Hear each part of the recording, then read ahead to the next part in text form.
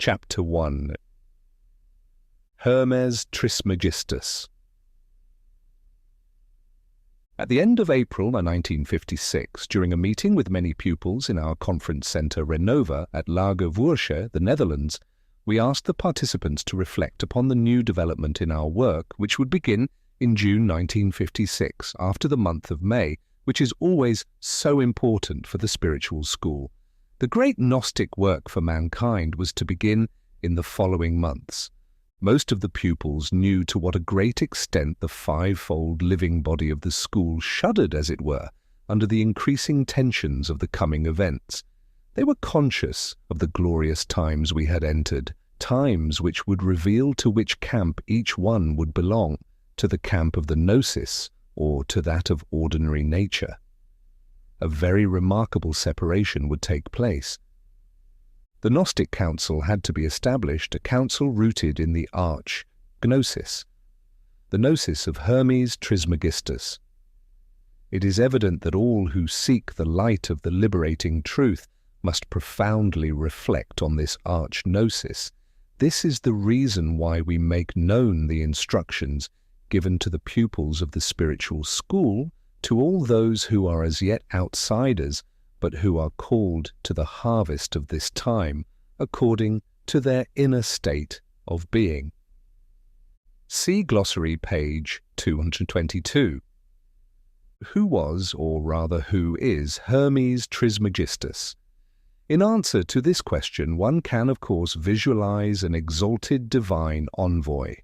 There is no objection to this as long as you do not think of one historical person, but rather of a number of envoys.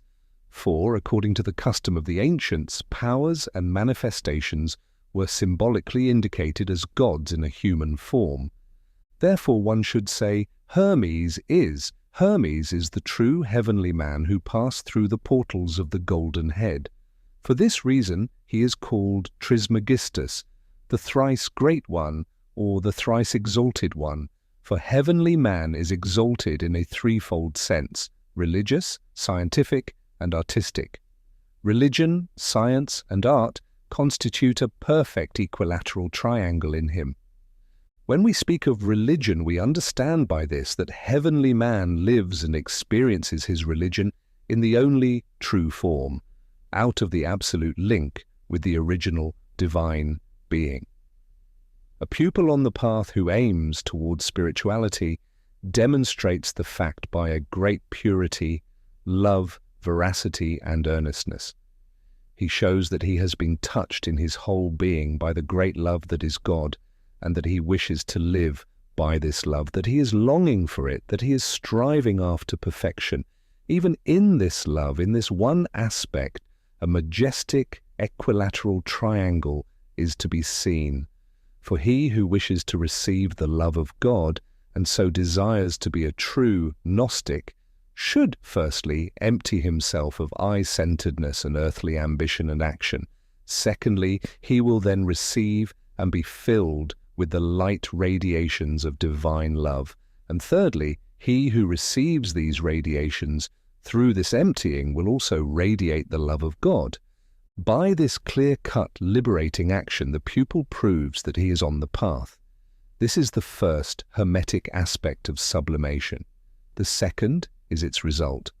When a pupil receives the love light of the gnosis, which occurs to the extent that he has conquered I-centrality and has broken through to self-emptying, a great change takes place in the five fluids of his natural soul state.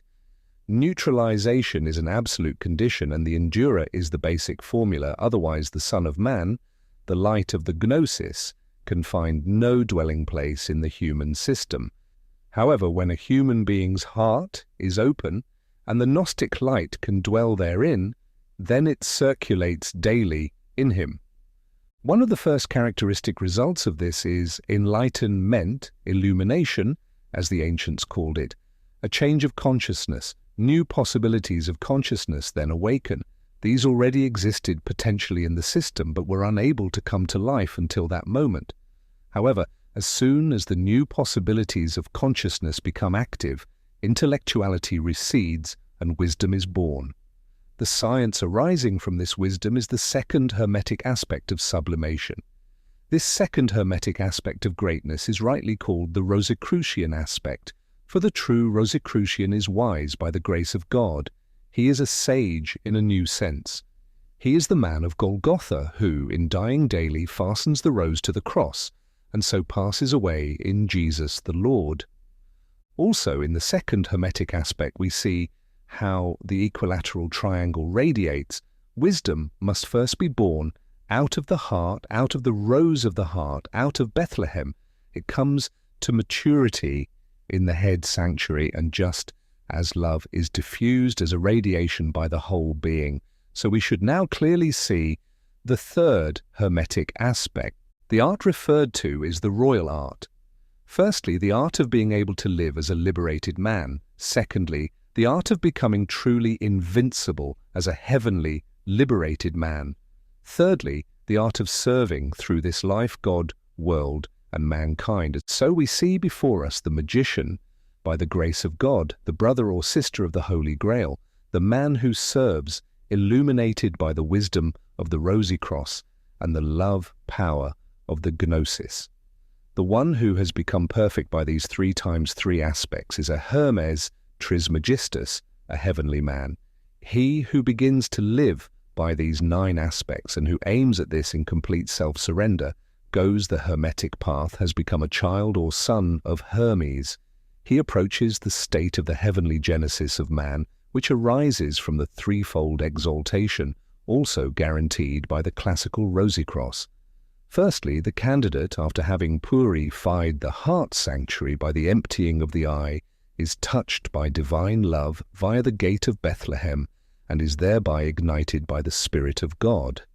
Secondly, he will receive wisdom through this light of love, not as traditional intellectual knowledge, but because the fire circulates through him from Bethlehem to Golgotha, due to his complete passing away in Jesus the Lord. Then thirdly, he demonstrates this sublimity in daily magical priesthood. This is the rebirth out of the Holy Spirit. Rebirth, as understood in the Gospel, naturally involves complete sacrifice.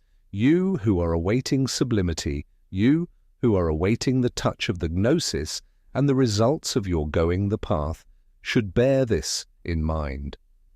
Above all, the secret of your success is to be found in complete sacrifice.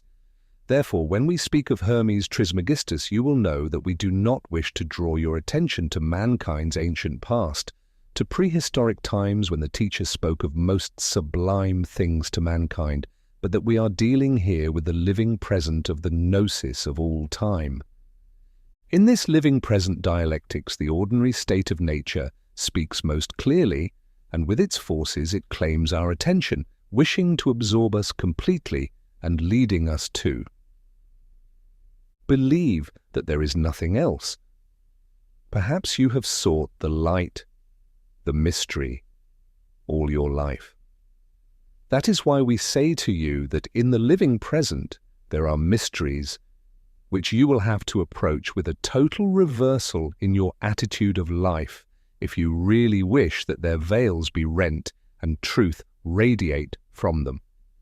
The nature of dialectics is sometimes indicated as Herod in the Bible, but the secret that must be unveiled and has been omnipresent since the dawn of times, that has dug itself, bored itself into dialectics, is sometimes indicated as Egypt in the Bible.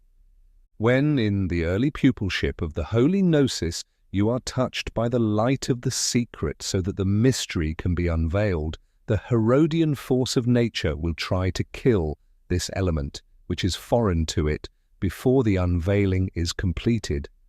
Therefore, every serious pupil is told to flee to Egypt, just as the child Jesus, that is, the serious pupil, is told to penetrate deeply into the mysteries of the true life, if only we are able to see it, if only we are able to penetrate into it.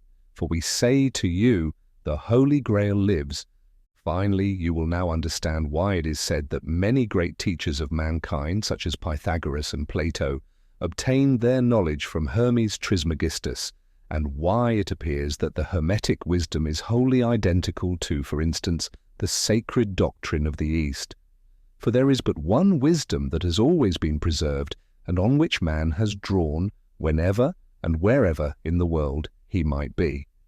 It is also clear now why numerous books are ascribed to Hermes. One author even speaks of 100,000 parchments containing Hermes' wisdom. However, all the books in the world could not contain the Hermetic wisdom because it is free from all traditional knowledge.